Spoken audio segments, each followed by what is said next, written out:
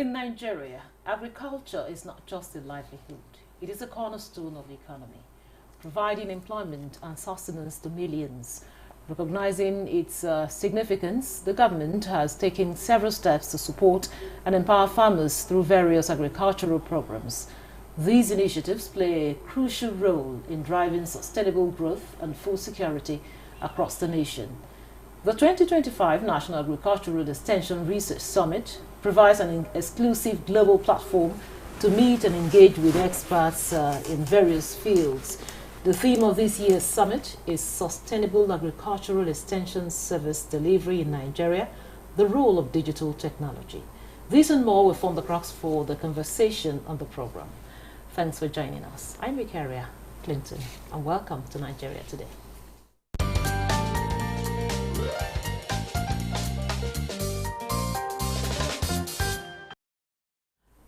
With me in the studio for the conversation is Professor Garba Hamidu Sharubutu. He's Executive Secretary, Agricultural Research Council of Nigeria. It's a pleasure to have you on the program. Thank you very much, and good evening, Nigerians. Also with us is Professor Akeem Abolade Oyemidi. He's a Dean Faculty of Agriculture, University of Abuja. It's a pleasure to have you in Nigeria today. Thank you. Good evening, Nigerians. I'll start with you, Professor Garba. You were the keynote speaker on this summit. Precisely. Now, talk to us about this summit. What is it about this summit that can transform the agric sector in Nigeria?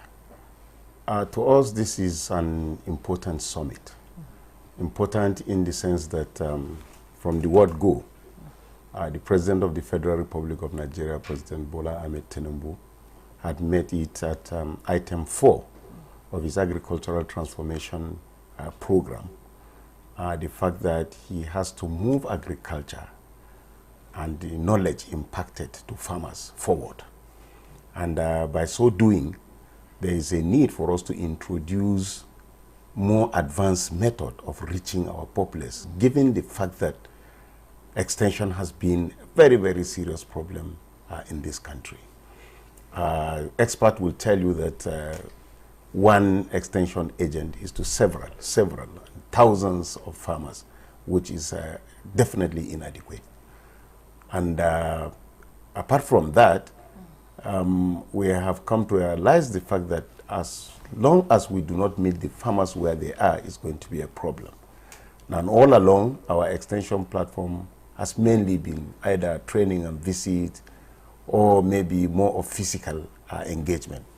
But we find out that more and more people are coming, into the practice of farming. And in the wisdom of the Honorable Minister for Agriculture, together with his counterpart, the Honorable Minister of State, they decided we must introduce a new platform, and that is the electronic platform. The electronic platform will cover 3 basic targets: the individual, the group, as well as the mass population.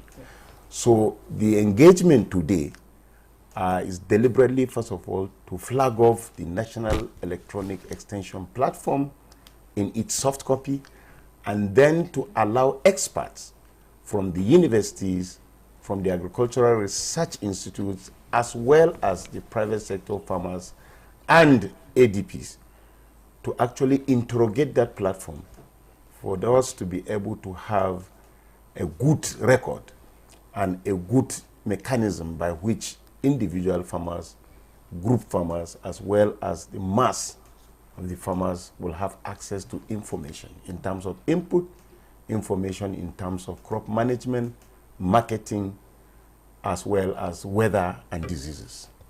Thank you very much.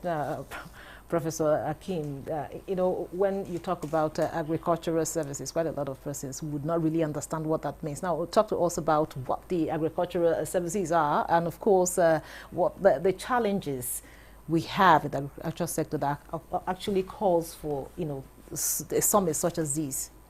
No, basically, the missing gap in Nigeria agricultural development has been the extension. And today, when the federal government, within the new drive by the New Hope agenda for agriculture by President Bola Ahmed Tinubu, there's a slight shift in the traditional way of handling the extension. So I became highly elated when I see that the government is now going into introducing information and communication technology into the advent of getting to the farmers. Because whether we like it or not, the aspect of electronic aspect of communication is the in thing globally in the world now. So we cannot be training, and we want the younger ones to go into agriculture without introducing, enticing them into agriculture with the norm. Most of our graduates now, most of our students in the university, all of them have app, all of them can develop a blog and a host of other things. So the best you can do to them is to operate within their own generation. That's why we call it the Gen Z's generation. So when the Ministry of Agri said, okay, we want to entice, we want inclusiveness in the practice of agriculture, we want the youth and we want the women to go there. So you cannot introduce the laborious cutlass and hoe to them. So the concept of agri extension, that the federal government now develop a app that we quickly get to all nooks and corners of the country, is the easiest way to communicate. There hardly will you go to any part of the nation now that you don't see people using Android, using smartphone, no matter how remote the place is. The issue of POS and a host of others shows that we can keep advancing for farmer to get improved information about the practice. Because for quite a long time, our farmers have been deficient in rightful information on the practice of whether livestock or crop production or forestry or fishery.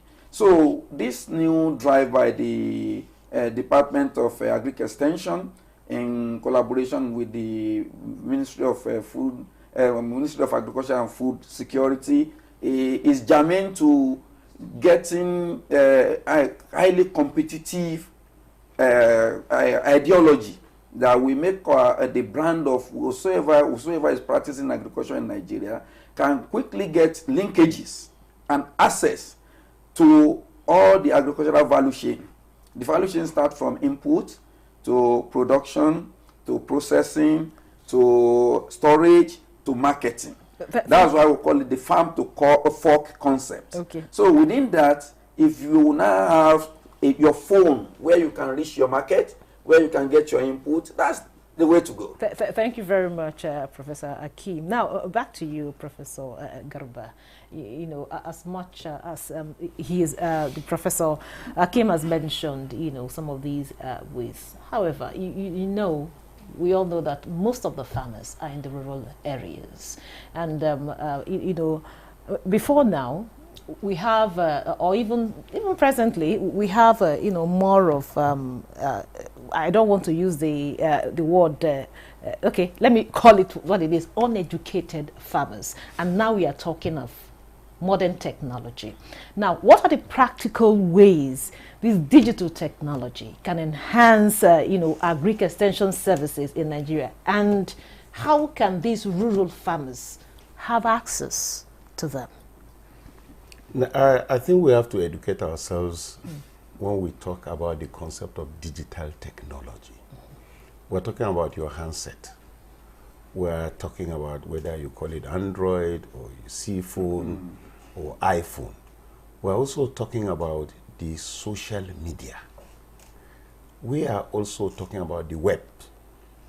Now, if you put these three items into the practice of agriculture, you will find out that one way or the other, individuals, farmers will be able to have access to this information. The concept of educating our farmers, right from the colonial era, has always been through demonstration, farm visit, and these are more physical. To some extent, a little bit of electronics was also introduced, where in our various villages we have the Land Rover vehicle moving from one village to the other, gathering our people en masse and playing, you know, the cinema type of gadgets. Now, you can see that government has looked at it and found out that those systems of demonstrating key, practice of farming through this has become very, very useful.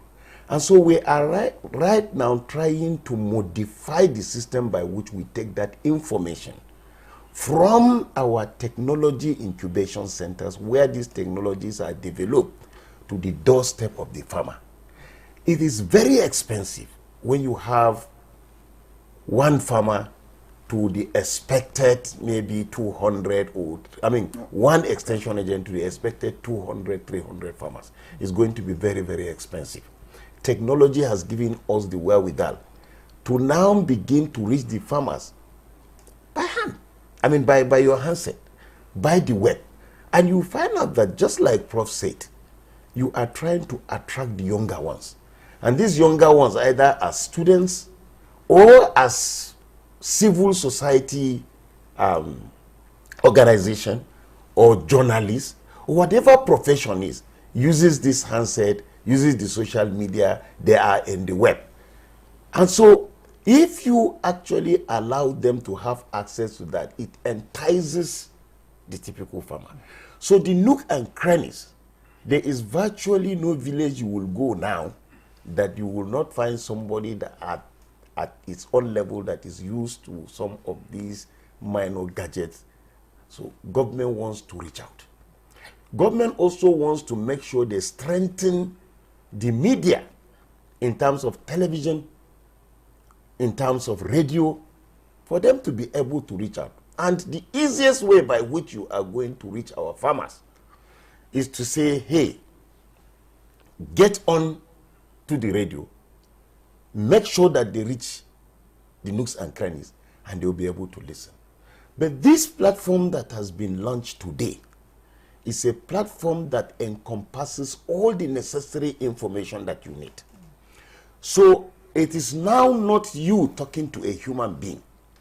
It is you talking to your handset, to your television, to your screen, to your computer if you have. And all information regarding agriculture is loaded. You have the platform capturing the market. You have the platform capturing the weather condition, the soil health. You have the weather mentioning to you where to get your seed, how to improve your yield, at what time. Once the information you require is known to you, you open up the platform and then click on where you need that information, and it will pop out. And once it pops out, you will be able to see what item you need. And the good thing with this platform is it has been designed in such a way that languages, the 4 common languages, are carried along. Apart from English, you also even have broken English. You have Yoruba. Which is Pidgin English. Pidgin English. You have Yoruba, you have Hausa, you have Igbo. So whichever of these languages you understand. The major Nigerian languages. Yes. Okay. You click, and once you click on that language, the whole platform will turn for you into that language so that you'll be able to read and understand. Thank you very much. So we are bringing in education. We're bringing in knowledge. Okay. We are easing the sources of information. And I can tell you this. The likelihood of making mistake by this platform is not there, because my intellect as a professor may be different from the intellect of somebody that has just finished a diploma. Okay. So this one has all been harmonized into one for you to have access to information. Thank you very much, Prof. Now, Professor Akeem, talking about technology, we are in the era of artificial intelligence, AI. Now, what is the role of artificial intelligence, the AI, in enhancing agricultural productivity? I would love to start with we are underestimating our farmers, because the way we are presenting them as novice. There's a difference between Western education and education. Majority of our farmers are highly educated. In 2013, we did a research in FCT on pesticide plants that the Gbagi people are using. We were shocked that we had 38 different plants that they are using to protect their crops. That is indigenous to them. But because people believe it's only speaking English that is education. No, there are indigenous education. So the question you were asking me about advancements in technology, hardly will you go to a village and you see a Fulani man that doesn't have a radio. So in terms of communication, this app, this new development platform has taken care of communication. Let me give you this example. If you go to ATM and you put your ATM in the bank, it will ask you choose your language. It will even give you the local language for you to choose. So, and the same set of people that we are claiming, the farmers that we are claiming they are illiterates, are using that. So I don't want us to look down on them and underestimate them.